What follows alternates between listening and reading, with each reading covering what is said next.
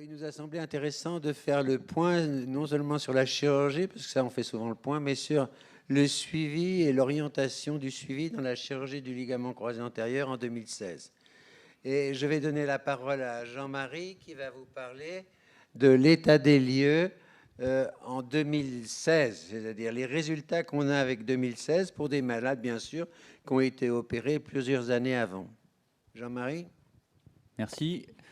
Bonjour à tous. Alors, aujourd'hui, en 2016, quand on opère un patient d'un croisé antérieur, la question qu'on se pose, c'est est-ce qu'on est bon et est-ce qu'on peut améliorer nos résultats et comment on peut les améliorer?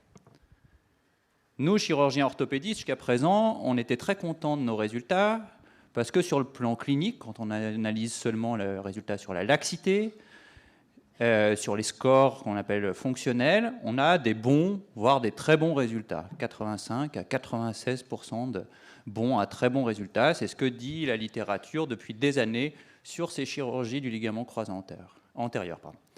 Mais quand on analyse finement ça, on se rend compte qu'on a un taux de rupture dans certaines populations à risque, et particulièrement les patients les plus jeunes, donc ceux à qui on va préférentiellement proposer cette chirurgie, avec un taux de rupture qui est très élevé dans ces populations-là, qui atteint près de 30% dans certaines publications. Et vous voyez que on dit à un patient, on t'opère pour que tu ailles rejouer au foot, et au bout du compte, il y en a presque 1 sur 4, 1 sur 3 qui se recasse.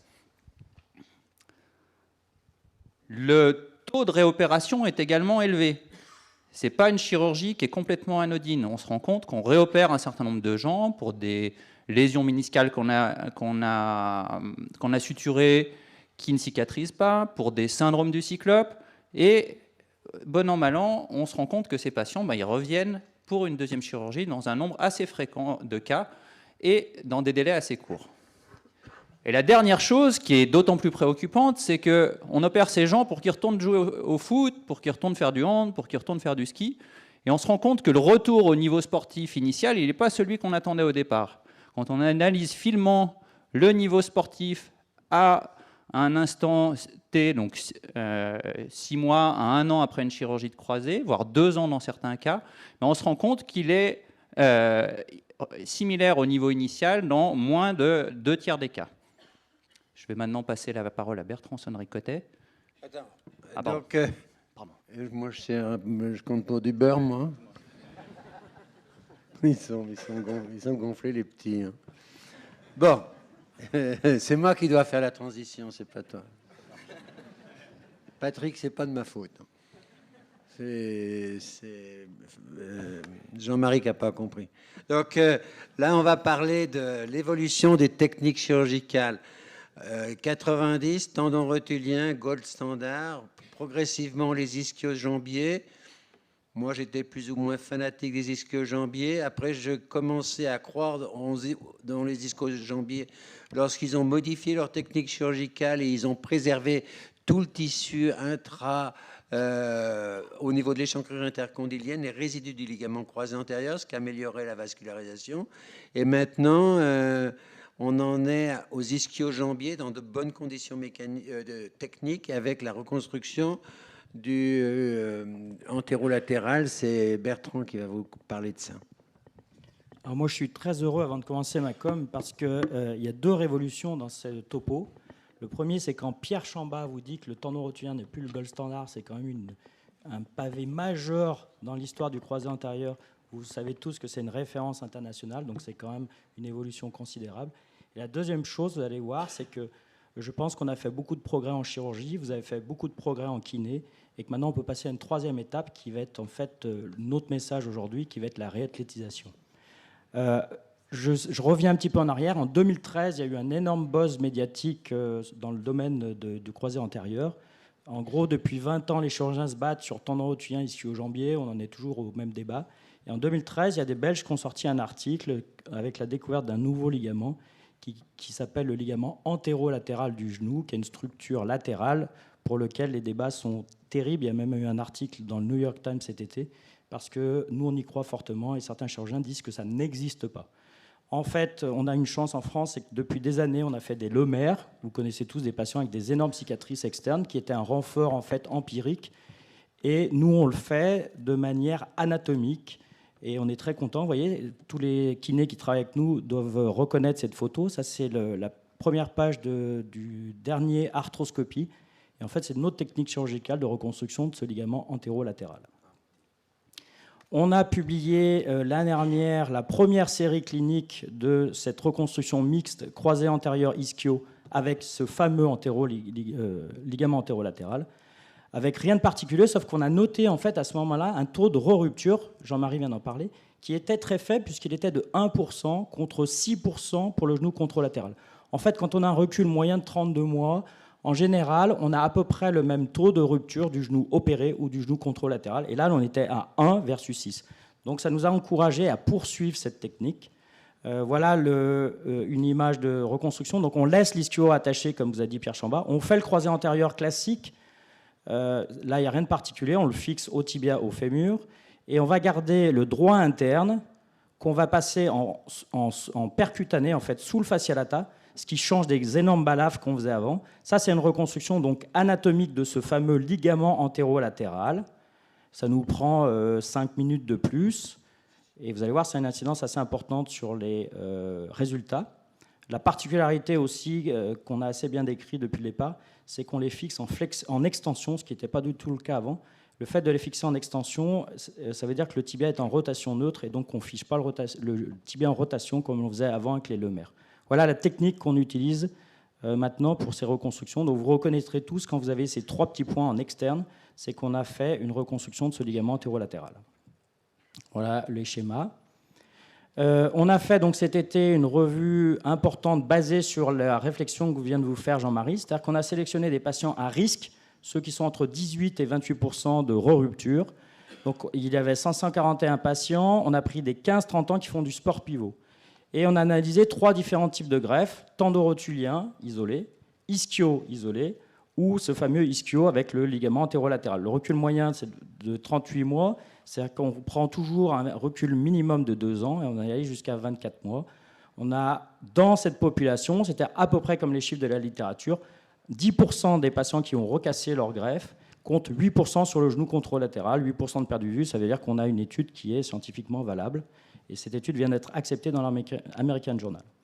Alors, qu'est-ce qu'on a remarqué? On a remarqué en fait que le taux de re-rupture lorsqu'on faisait cette plastie antérolatérale était plus faible que quand on compare aux 2 autres populations, c'est-à-dire ischio-isolé ou tendorotulien. Quand on fait une analyse statistique fine, en fait, il n'y a aucune différence de taux de re-rupture entre une reconstruction de l'ischio-sol ou tendorotulien sol. Par contre, lorsqu'on compare ischio-sol avec cette technique avec l'antérolatéral, 3 fois moins de rupture. Et lorsqu'on compare cette technique avec le tendon rotulien, là encore, 2 fois et demi moins de rupture lorsqu'on fait ce ligament antérolatéral. Les facteurs de risque qu'on a déterminés de rupture chez un patient qu'on opère, c'est l'âge inférieur à 25 ans, ça tout le monde le sait. Une laxité importante supérieure à 7 mm, ça aussi tout le monde le sait. Par contre, ce qu'on vient de découvrir dans cette étude, c'est qu'une reconstruction isolée du LCA, quelle que soit la greffe, est un facteur de risque de rupture si l'on compare par rapport à une reconstruction lorsqu'on rajoute ce ligament antérolatéral. Ce qui veut dire que, comme on a une confiance absolue dans cette technique, puisqu'on n'a pas noté de complications particulières comme il y avait été décrit avec les lemères, on a étendu de manière majeure nos indications, puisque vous voyez, quand on a commencé, nous, en 2011, on avait 23% de nos reconstructions du LCA pour lesquelles on faisait ce ligament antérolatéral. Et l'année dernière, c'est-à-dire 2016, on en est à 60%. C'est-à-dire que notre problème maintenant, c'est quasiment de se dire pourquoi on ne le fait pas à tout le monde. Merci de votre attention. Ok, donc vous voyez que ça, c'est une évolution quand même importante et qui fait date dans la chirurgie du ligament croisé antérieur. On en a fait il y a très longtemps, au début de notre expérience, on a abandonné et ça revient vraiment. Et pas à la mode, mais ça revient. On en fait actuellement beaucoup. Et la technique qu'ils utilisent est tellement légère, entre guillemets, que ça va sûrement se faire dans tous les genoux. Donc, on va faire un peu l'impasse sur la rééducation précoce, parce que je pense que tout le monde est au courant, c'est bien codifié. La seule chose qu'on pourrait rappeler, c'est que, attention, il y a beaucoup de chirurgie des ischio-jambiers. attention, les ischio-jambiers, il faut les rééduquer au-delà de 90 degrés de flexion, ce qui n'est pas toujours le cas. En dehors de ça, je pense que le protocole de rééducation est bien entré dans les mœurs. Mais on a quand même un problème, c'est à 3 mois post-opératoire, on arrive au bout de la rééducation. Et là, il faut prendre un certain nombre de décisions. Alors, je vais demander à Yann de dire 3 mois, 3 mois post-op, tu vois le malade, qu'est-ce que tu dis, qu'est-ce que tu fais? Rebonjour. Donc, à 3 mois, logiquement, comme on va le voir, je l'ai mis sur une diapo d'après, mais je vais vous le dire tout de suite. Lorsqu'on voit le patient, c'est lui dire, merci Pierre, c'est lui dire que c'est le passage où on va augmenter le travail de renforcement musculaire, bien sûr avec le kiné, où on va un peu plus tirer sur la courge, comme on dit en médecine du sport, et avec le kiné, mais surtout lui de son côté. Et pour nous, cette étape est très importante parce que ça va permettre de planifier justement la réathlétisation. Alors tout d'abord, nous, on reste clinique et notamment à 3 mois, nous, il faut absolument vérifier que tout soit bien, qu'il n'y ait pas de genou compliqué et que le croisé antérieur marche bien. Donc l'examen clinique de base qu'on fait, c'est bien sûr la recherche d'un épanchement interarticulaire, c'est l'étude des amplitudes articulaires, flexion, extension en passif et en actif. C'est bien sûr, et c'est ce qui intéresse surtout les gens, c'est le testing de la plastie du croisé antérieur avec le test de Lachman, recherche d'un ressaut éventuel, bien leur montrer que tout marche bien et généralement ils ont le sourire dès qu'ils sentent bien leur croisé marcher. Et on teste la laxité. Nous, on utilise le rollimeter pour apprécier la laxité antérieure et bien vérifier qu'elle soit identique au genou contralatéral. On effectue aussi les testings méniscaux et on est attentif en cas de gestes associés sur les ménisques, que ce soit les méniscectomies, mais surtout les sutures méniscales, qu'elles soient internes ou externes. Et là, j'attire votre attention parce qu'il y a beaucoup de kinés ici. On ne soigne pas, on ne rééduque pas de la même façon un croisé qui a juste été opéré un genou qui a été opéré d'un croisé isolé ou un genou qui a été opéré d'un croisé antérieur avec notamment une suture méniscale. On est beaucoup plus prudent, nous, Bénédicte, je ne pense pas que tu me contredises, au niveau des appuis, du travail de renforcement quand il y a une suture méniscale. On effectue également les testings rotuliens et on recherche des signes de complications que certains patients peuvent avoir, avec notamment des douleurs rotuliennes. Les douleurs antérieures du genou à 3 mois ou sous la rotule ne sont pas des tendinites rotuliennes. Il peut y en avoir, mais surtout, ce sont des douleurs rotuliennes favorisées par une amyotrophie du quadriceps. On effectue également à 3 mois les testings musculaires avec l'analyse du quadriceps et on vérifie que le verrouillage du genou soit correct. Et on effectue également les testings des ischio-jambiers et notamment en décubitus ventral, on vérifie que les ischios aient bien été réveillés par les kinés. Et on analyse assez brièvement la proprioception avec l'étude de la marche. Donc ça, c'est un examen qui peut se faire lorsque le patient est en salle d'attente et on l'observe lorsqu'il rentre dans notre bureau. Et on le recherche également lors des appuis monopodaux dans notre bureau. On lui demande de faire des petits exercices. Donc, je vous le redis, cette phase pour nous est très importante pour valider l'augmentation du renforcement musculaire et pour planifier le début de la réathlétisation qui doit être adapté, comme je vous l'ai dit, au compte-rendu opératoire et notamment s'il y a des gestes méniscaux. Mais, je ne l'ai pas mis, mais il y a toujours des mais. On se base sur un examen clinique qui est fait en quelques minutes dans notre bureau. Ce n'est pas nous qui suivons le patient au quotidien ou plusieurs fois par semaine. Et on se base également sur ce que nous dit le patient, c'est-à-dire sur le travail qu'il a réalisé avec son kiné. Voilà. Et pour nous, cette phase est très importante pour passer à la 3e phase de rééducation, mais il nous manque quelque chose, à notre avis, pour améliorer le suivi du patient et passer à la vitesse supérieure. Donc, depuis quelques mois, plusieurs mois, on a réfléchi à des tests simples faits par les kinés pour évaluer un genou à 3 mois post-opératoire, savoir si il a acquis tout ce qu'il fallait pour poursuivre la rééducation, pour intensifier la rééducation, pour aller progressivement vers une réathlétisation. Et Bénédicte va nous parler du test de Rachet. Et on l'a appelé Rachet parce que c'est surtout Olivier Rachet qui a travaillé là-dessus. On lui doit bien ça. Et j'espère que ça restera dans les mémoires. Voilà. Alors on rend hommage à Olivier qui nous a beaucoup aidé pour réaliser ces tests, pour trouver les tests qui coïncidaient avec les critères qui nous semblaient, nous, importants pour décider d'une reprise d'activité plus soutenue. Alors, les tests doivent être réalisés à 3 mois post-opératoire par le kinésithérapeute qui prend en charge le patient. L'avantage, c'est que ces tests sont réalisés à chaud, que nous, dans notre bureau, on teste les patients, mais ils sont à froid. Ces tests devraient nous amener à savoir si le genou est bien prêt à supporter des contraintes plus importantes. Donc, pour chaque test, le résultat est formulé de façon simple. Est-ce que l'objectif qu'on attend est attendu? Oui, non. Alors, le premier critère qui nous semblait important pour dire qu'un genou va bien, c'est tout d'abord l'épanchement, l'étarthrose. Il doit y avoir peu ou pas d'étarthrose. Le test, pour l'évaluer, c'est le choc rotulien. Le résultat qu'on attend, c'est une absence de choc rotulien ou un petit choc rotulien inférieur à une croix. Et l'objectif est-il atteint? Le kinésithérapeute nous dira oui, non. Le deuxième critère important, c'est l'amplitude de flexion. Donc, le test, le patient est en décubitus dorsal. Le kinésithérapeute effectue une triple flexion passive du membre inférieur et on va l'évaluer de façon manuelle avec la distance talon-fesse. Cette distance doit être au moins égale à la distance du pouce auriculaire de l'examinateur, ce qui représente à peu près 120 à 130 degrés de flexion. Le troisième critère, c'est l'amplitude de flexion active qui est mesurée sur le patient en bout de table. On lui demande de faire une triple flexion, le mesure au goniomètre et le résultat attendu est une angulation au moins égale à 120 degrés.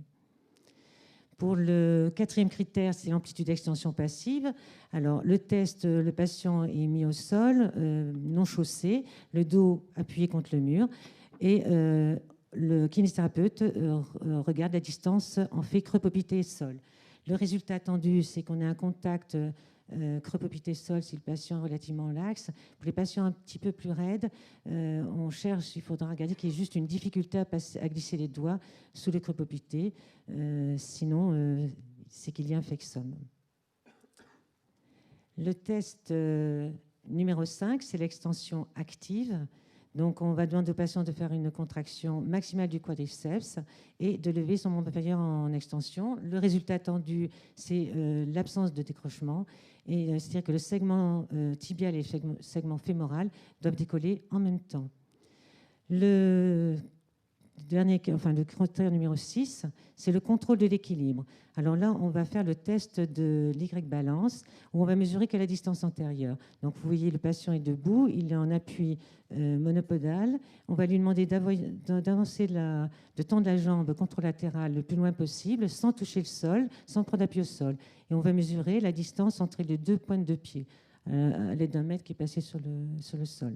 Le résultat attendu, c'est un différentiel droite-gauche de moins de 4 cm. Et le patient va effectuer 3 essais.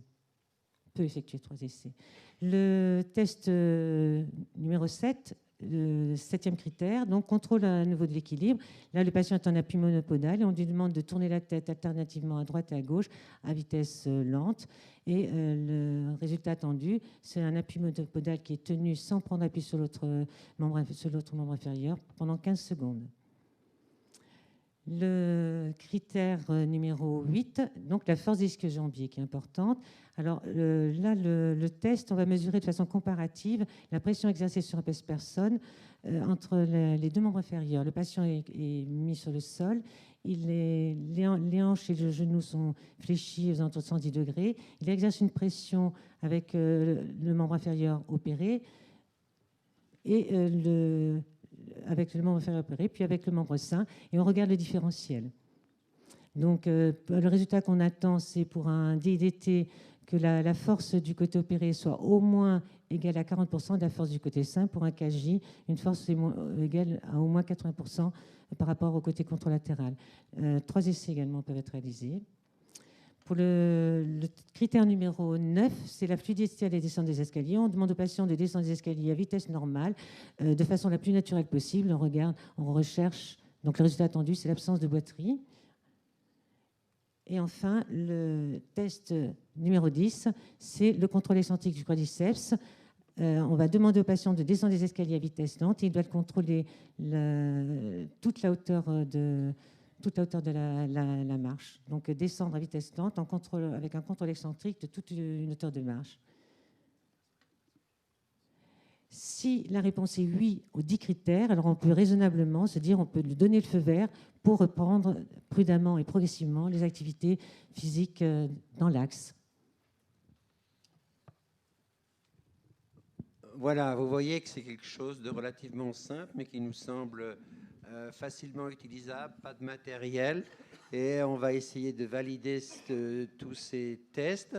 Et on vous enverra des fiches d'évaluation pour que vous nous répondiez et qu'on arrive à valider ce test appelé test de Rachet.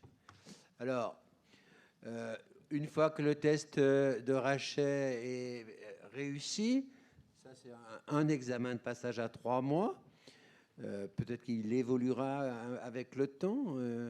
Ça s'adresse surtout aux communs des ligaments croisés antérieurs, pas des athlètes de haut niveau, parce que les athlètes de haut niveau sont souvent pris avant dans la réathlétisation et les choses comme ça.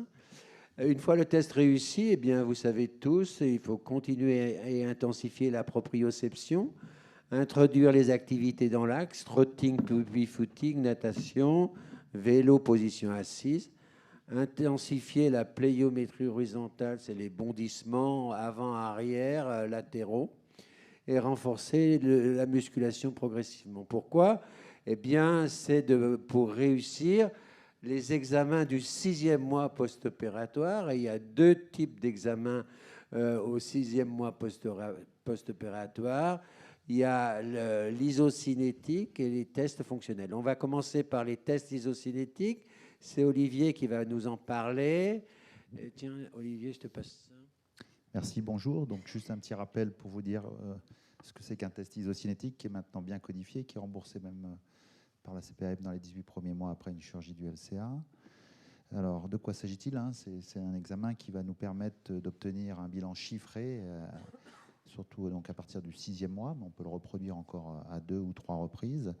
Et c'est une évaluation qui est analytique et dynamique. On m'entend pas ? Pardon. Une évaluation qui est analytique et dynamique pour ce genou, mais puis surtout qui va nous donner le feu vert pour réaliser un 3e test dont parlera Grégory, qui est le test fonctionnel Return to Play. Donc comment ça fonctionne ? En quelques mots, c'est surtout un test qui utilise une résistance auto-adaptée et puis qui permet de quantifier tous les paramètres d'un mouvement né d'une contraction musculaire, que ce soit l'amplitude, la vitesse, la durée ou la direction du mouvement.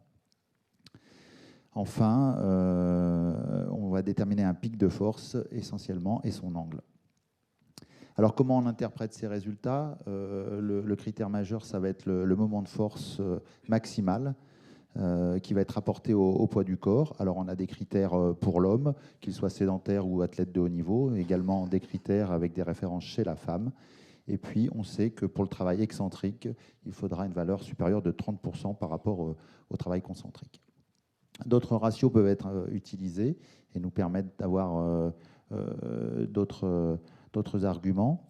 Ce sont surtout des rapports qui se font en concentrique ou en excentrique, qui comparent le quadriceps sain avec le côté du genou lésé, mais aussi pour les ischio-jambiers, côté sain versus genou lésé. On fait aussi ce qu'on appelle un ratio qui va être conventionnel, qui lui compare l'ischio-jambier en concentrique à 90 degrés avec le quadriceps en concentrique et avec le même angle. Et puis un ratio qu'on appelle plutôt fonctionnel, qui lui compare l'ischio-jambier en excentrique avec le quadriceps en concentrique, mais avec une vitesse bien plus élevée à 240 degrés. Enfin, on peut en tirer certaines conclusions. Par exemple, sur le moment de force, on peut dire que le retour à la course est possible à partir de 80% par rapport au genou contralatéral Et généralement, on considère que le retour à la compétition correspond à 100% du mouvement de force maximal. Quelques courbes pour vous montrer à gauche une courbe normale et puis à droite une courbe avec un déficit du vaste médial, là où se trouve la flèche. Une autre courbe à gauche avec une douleur en étau qui montre une phase de plateau sur le testing de ce genou. Et puis à droite, vous le connaissez maintenant, c'est bien décrit, cette fameuse inhibition qui est souvent révélatrice d'un syndrome douloureux rotulien avec une petite encoche en rapport avec le niveau angulaire travaillé. Enfin, dernier critère qui peut être intéressant, c'est la fatigabilité avec un index qui est testé sur 20 répétitions. Et on va prendre les 5 premières et les 5 dernières, calculer une moyenne, et on va pouvoir voir une différence éventuellement sur le quadriceps comme sur l'ischio-jambier. Voilà en quoi consiste essentiellement ce test isocinétique, donc à partir du 6e mois. Et qui donne le feu vert. Et je passe la main à Greg pour un return to play, à moins que... Donc, c'est important. Tous les malades de Santi passent par ce test isocinétique. C'est important pour permettre de progresser et de faire les tests de retour au sport. Je passe la parole à Mathieu qui va nous faire un petit topo précurseur. Oui, c'est pour vous introduire un petit peu ce fameux test du retour au sport. Donc pourquoi on a besoin de ce test? C'est vrai que c'est un petit peu une nouveauté d'ailleurs qui prend un peu partout dans le monde, cette nécessité d'avoir des critères objectifs de reprise du sport. Alors un chirurgien du genou, et puis vous devez être confronté en tant que kiné ou médecin du sport à ça, le patient opéré, la première chose qu'il va demander, c'est quand est-ce qu'il peut rejouer au foot en gros. Et jusqu'à maintenant, en fait, on se basait essentiellement sur le délai. Ça, c'est en rapport avec le fait qu'il y a eu des études animales et également chez l'humain qui montrent que la greffe évolue dans le temps avec un processus de remodelage pendant lequel elle est particulièrement fragile, d'où toutes les consignes de rééducation que vous connaissez bien, puis un processus de ligamentisation qui prend grosso modo 6 mois. Donc on avait l'habitude de dire, si tout allait bien, bah, tu reprends le foot dans 6 mois. Et en fait, on s'aperçoit que ce critère est déjà, il n'y a pas vraiment de preuves scientifiques qui montrent que ce délai est vraiment une mesure pertinente. Et d'autre part, elle peut varier d'un patient à l'autre. Et elle ne tient pas du tout compte finalement de tout ce qu'il y a autour, c'est-à-dire la récupération musculaire. Donc on a progressé avec les tests isocinétiques qui nous permettent d'évaluer cette récupération musculaire.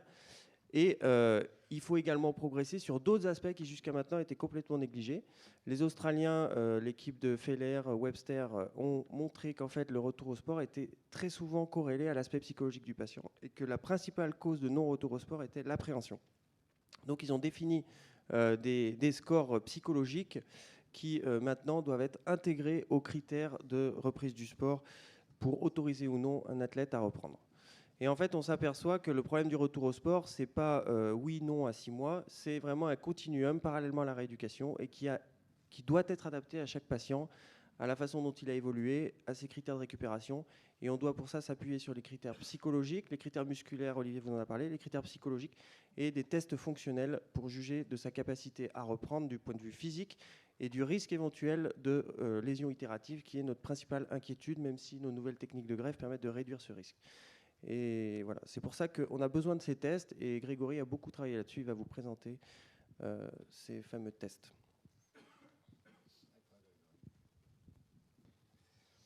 Alors, bonjour, donc, pour mettre en place ce test fonctionnel, on a fait une revue de la littérature et on a pris en compte différents tests qui étaient validés et reproductibles dans la littérature. Qui nous permettait d'analyser différentes qualités physiques. Et comme vient de vous le dire Mathieu, on commence tout d'abord le test par une évaluation et par la passation du questionnaire psychologique qui a été mis en place par Webster en 2008 et qui a été traduit et validé en 2015, donc tout récemment en français. Donc, après la passation du test psychologique et de ce questionnaire psychologique, on a mis en place un échauffement standardisé et l'Athletic Santi Test se déroule donc l'échauffement et ensuite différents tests pour analyser différentes qualités physiques.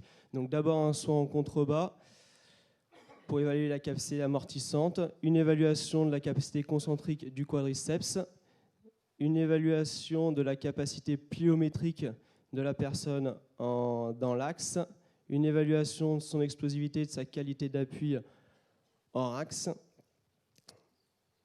sa qualité pliométrique hors axe, donc avec changement de direction et toujours la notion de stabilisation à l'arrivée, une évaluation de la capacité d'endurance musculaire et pour finir un test de course avec changement de direction. Voilà, l'objectif de faire le plus rapide possible qui nous permettait de mettre en place sur un test rapide qu'on pouvait mettre en place dans une salle. Donc à l'issue de cette passation et de ce test, en fait, ça va nous donner différentes indications. Donc on va analyser les différents scores. Ces différents scores vont nous donner des pourcentages, d'accord, de différence qui nous permettront à la fin, je vous montrerai, d'obtenir un score global qui s'intégrera dans une échelle. Mais pour interpréter ces différences entre les deux jambes par rapport au côté sain, on va avoir une grille d'analyse aussi qui va nous permettre de nous orienter sur le travail en réathlétisation et sur le travail qui a été effectué de manière un petit peu plus précise, donc sur différents éléments en fonction des tests passés, que ce soit le valgus dynamique, avec derrière un travail excentrique de contrôle du quadriceps, le travail de renforcement des stabilisateurs de la hanche, tout ce qui va être après les différents hop tests pour évaluer la proprioception en dynamique, c'est-à-dire la capacité de stabilisation de l'athlète et du patient, le renforcement concentrique des quadriceps, sa qualité dans le travail pliométrique axe et hors axe, ensuite le travail d'explosivité, l'endurance musculaire comme je vous l'ai dit tout à l'heure, et le travail de vitesse. Et tout cela en fait nous permet, suite à l'analyse des différents items, d'obtenir un nombre, ou en tout cas de préconiser un nombre de séances de réathlétisation minimum à effectuer pour pouvoir corriger les différents éléments mis en évidence préalablement. Et en fait, ce score global, donc parce que comme on le disait, beaucoup de personnes mettent en place certains tests, mais ils le font tous de manière isolée. Et l'originalité de l'Athletics Anti-Test, c'est d'intégrer ces différents tests isolés et d'obtenir un score qui va nous permettre, et qui va permettre surtout aux chirurgiens et aux médecins du sport, d'avoir un outil d'aide à la prise de décision dans le retour au sport. Et en fait, ce score va permettre d'orienter 1 degré un niveau de reprise sportif.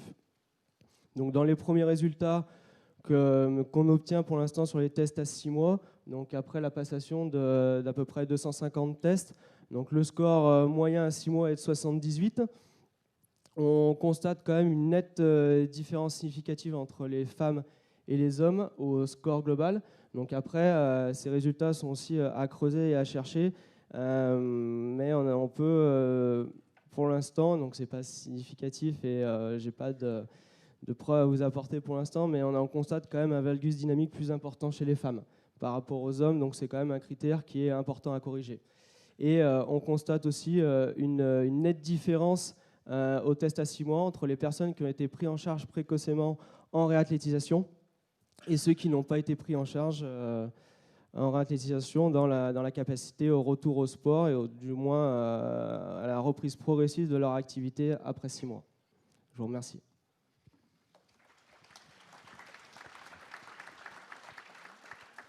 Donc, pour conclure, on a été vite un peu sur tous les domaines, mais c'était pour vous faire un overview de la position actuelle. Il y a beaucoup de communication sur le croisé antérieur, sur le résultat du croisé antérieur, pas beaucoup de résultats sur les ruptures, ça c'est très très important et je pense que c'est ce qui nous permet de dire qu'une technique est bonne ou pas bonne. On n'a pas beaucoup, la rééducation d'un genou pour croisé antérieur est bien définie actuellement, mais à 3 mois, on a un peu un rideau et après, chacun fait comme il veut, comme il peut. Je pense que le test de rachat à 3 mois est intéressant parce que c'est une barrière qu'il faut franchir. Si on ne franchit pas cette barrière, ce n'est pas la peine d'aller plus loin. Ensuite, il faut qu'on définisse très précisément la progression de la course, du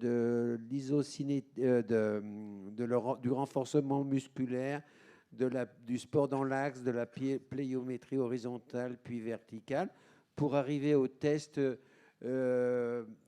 isocinétique et au test athlétique return to play. Je pense que ça, c'est des progrès relativement intéressants en 2016. Ce qu'il faut bien comprendre, c'est qu'un test réussi en isocinétique et un test réussi avec Grégory, ça ne veut pas dire qu'on peut jouer au football le lendemain. Ça donne simplement la permission de continuer et d'intégrer progressivement l'entraînement, par exemple, d'une équipe de foot, ou par exemple, de remonter sur les skis de façon correcte et de faire du ski libre, mais pas d'attaquer comme un malade à la compétition. Voilà ce qu'on voulait vous exposer assez rapidement et qui correspond à nos idées en 2016, aux idées des plus jeunes. Je vais juste rajouter un petit mot. L'idée n'est pas venue toute seule, hein, c'est basé sur beaucoup d'expériences d'équipes différentes qui s'orientent tous vers le return to play. Nous, notre réflexion, c'est qu'en fait, on a assez peu de ruptures chez les pros. Et la différence entre un pro et un non-pro, c'est qu'à partir de 3-4 mois, ils voient surtout le préparateur physique. Donc c'est dans ce sens-là qu'on veut s'orienter. On va faire des tests de façon à les valider scientifiquement et on espère d'ici 3 à 5 ans pouvoir vous donner des résultats en vous disant finalement les gens qui ne sont pas bons dans ces tests de retour de l'athlétique senti-test, en fait ils sont à très haut risque de rupture.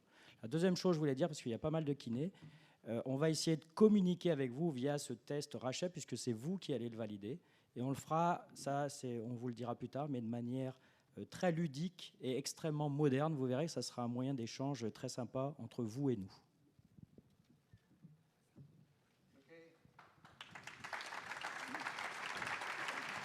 Merci. Merci pour cette belle présentation. Donc, vous avez vu que, voilà, on est quand même surpris de savoir que presque 50% des croisés opérés ne reprennent pas forcément dans les amateurs. Donc ça doit poser des questions et il faut arrêter de se regarder le nombril et essayer de comprendre pourquoi et comment on peut progresser. Et c'est vraiment le grand mérite de toute cette équipe qui a travaillé dessus. Et il y a des choses qui sont en train aussi de se mettre en place au même niveau pour les pôles parce qu'il faut qu'on avance aussi dans ces cadres très précis qui nous aident, qui vous aident dans le discours vis-à-vis de nos patients.